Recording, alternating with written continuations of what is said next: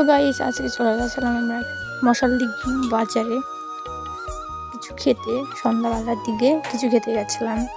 তো এদিকে খাবার চলে এসেছিলো, এদিকে খাচ্ছিল, বোনকে ভিডিও করছিলাম, বোন আবার লজ্জা পাচ্ছিল ভিডিও করছিলাম বলে। তো খাওয়া দাওয়ার পরে আমরা তিনজন বাড়ির দিকে আসছিলাম বাড়িতে।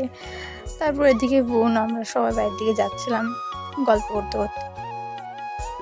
এদিকে যাওয়ার পর বোন আমরা সবাই একসাথে যাওয়ার সময় গল্প করছিলাম আর যাচ্ছিলাম।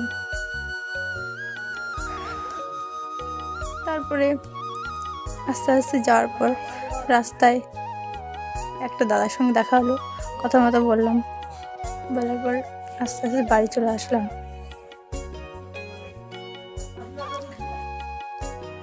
তো গাইস টাটা, দেখা হচ্ছে নেক্সট ব্লগে। Bye bye. আমরা বাড়ি পৌঁছে গেলাম।